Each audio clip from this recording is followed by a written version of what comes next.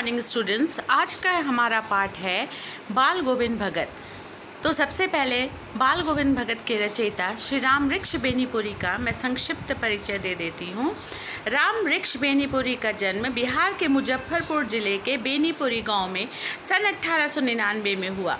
माता पिता का निधन बचपन में ही हो गया, इसलिए उनका जीवन बहुत संघर्षपूर्ण एवं कठिनाइयों में बीता। 15 वर्ष की अवस्था में बेनीपुरी जी की रचनाएं पत्र पत्रिकाओं में छपने लगी। वे बेहद प्रतिभाशाली पत्रकार थे। उन्होंने अनेक दैनिक, साप्ताहिक एवं मासिक पत्र पत्रिकाओं का संपादन किया, जिसमें तरुण भारत, किसान मित्र, युवक, बालक, योगी, जनता, जनवाणी और नई धारा उल्लेखनीय है। गद्य की विविध विधाओं में उनके लेखन को व्यापक प्रतिष्ठा मिली। उनका पूरा साहित्य बेनीपुरी रचनावली के 8 खंडों में प्रकाशित है। उनकी रचना यात्रा के महत्वपूर्ण पड़ाव इस प्रकार हैं: पतितों के देश में उपन्यास, चिता के फूल कहानी, अम्बपाली नाटक, माटी की मूर्ति रेखाचित्र, पैरों में पंख लगाकर यात्रा वृत्तांत और जंजीरें और दीवारें संस्मरण आदि। उनकी रचनाओं में स्वाधीनता की चेतना, मनुष्यता की चिंतन और इतिहास की युग पुरुष व्याख्या है। विशिष्ट शैलीकार होने के कारण उन्हें कलम का जादूगर भी कहा जाता है। तो आओ बच्चों, राम वृक्ष बेनीपुरी के ही शब्दों में बाल गोविंद भगत को जानते हैं। बाल गोविंद भगत एक गोरे चिट्टे 60 वर्ष के मंझले कद के व्यक्ति थे। उनकी उम्र 60 वर्ष से ऊपर थी, परंतु उनके व्यवहार में युवाओं सी सक्रियता थी। वे लंबी दाढ़ी नहीं रखते थे और कपड़े बिल्कुल कम पहनते थे। कमर में लंगोटी और सिर पर कबीर पंथियों की सी कनपटी टोपी होती थी। सर्दियों में ऊपर से कंबल ओढ़ लिया करते थे। वे गृहस्थ होते हुए भी सही मायने में साधु जीवन व्यतीत करते थे, क्योंकि उनके माथे पर रामनंदी चंदन का टीका और गले में तुलसी की जड़ों की बेडोल माला हुआ करती थी। व्यवहार से वे अनुशासन प्रिय थे, कभी झूठ नहीं बोलते, सत्यवादी थे कि बिना पूछे किसी की चीज़ को हाथ तक नहीं लगाते थे। वे कबीर के दोहों को गाया करते थे, कबीर को साहब मानते थे। उनके पास खेती बाड़ी थी, साफ सुथरा मकान था। खेत से जो भी उपज होती उसे पहले सिर पर लाद कर कबीरपंथी मठ में पहुंचाते थे और वहां से जो भी प्रसाद स्वरूप मिलता था उसी से अपना एवं पुत्रवधू के जीवन का पालन किया करते थे। वे कबीर के पद का बहुत मधुर गायन करते थे। आषाढ़ के दिनों में जब समस्त गांव खेतों में काम कर रहा होता, तब बाल गोविंद भगत भी कीचड़ से लथपथ हुए खेतों में रोपनी में लगे रहते थे और अपने मधुर गानों से सिर्फ अपना ही नहीं बल्कि वहाँ स्थित सभी पुरुषों स्त्रियों का मनोबल बढ़ाते थे। भादों की अंधियारी में उनकी खंजरी बजती थी। जब सारा संसार सोया होता तब उनका संगीत जागता था। कार्तिक मास में उनकी प्रभातियाँ शुरू हो जाती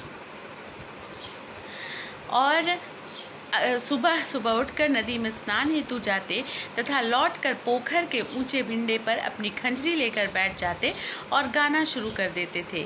गर्मियों में अपने घर के आंगन में आसन जमा बैठते। उनकी संगीत साधना चरमोत्कर्ष पर तब दिखी जब उनके युवा बेटे की मृत्यु हो गई।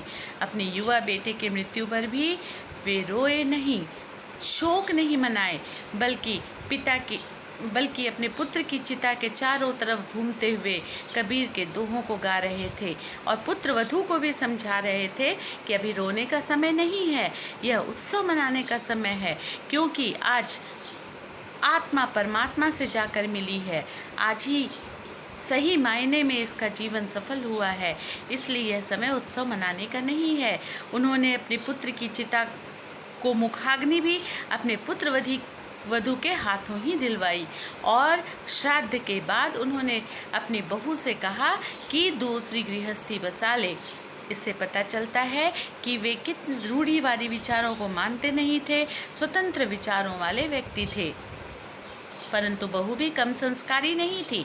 उसे वहीं रहकर अपने ससुर की सेवा शुश्रूषा करनी थी, लेकिन ससुर के आगे उसकी एक भी न चली और मजबूर होकर, विवश होकर उसे गृह त्याग करना पड़ा और भाई के साथ जाना पड़ा।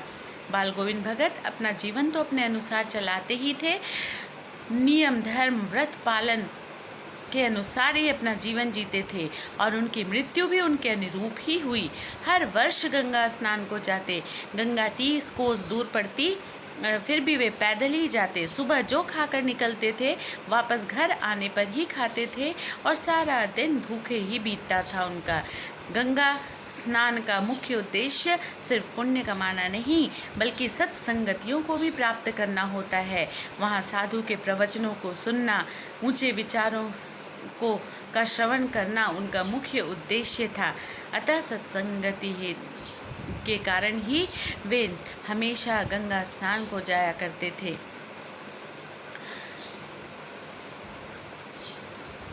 सत्य की राह पर चलना, कभी किसी की वस्तु को हाथ नहीं लगाना उनका प्रमुख व्यवहार था, जिसे वे आजीवन निभाते रहे। एक शाम सबने उनके गायन को सुना, लेकिन सुबह होते ही किसी ने उनकी आवाज़ नहीं सुनी और तब उन्हें शंका हुई कि बाल गोविंद भगत स्वस्थ है या नहीं। और जाकर सबने देखा तो बाल गोविंद भगत का शरीर शिथिल पड़ चुका था। उनकी आत्मा परमात्मा से जाकर मिल गई थी। और वो भी क्यों न हो, आजीवन उन्होंने कभी भी अपना नियम धर्म नहीं छोड़ा, व्रत का पालन किया। फलस्वरूप वृद्धावस्था के कारण उनका शरीर कमज़ोर होने लगा था और एक दिन बाल गोविंद भगत अपने शरीर को धरती पर छोड़कर ही स्वर्ग सिधार गए। अतः बच्चों, पाठ को फिर से अच्छी तरह पढ़ो। गद्यांश, छोटे छोटे गद्यांश को अलग करके उनके बीच से प्रश्न बनाओ और उनका उत्तर दो। इस प्रकार पूरी पाठ तुम्हारे समझ में आ जाएगी। धन्यवाद।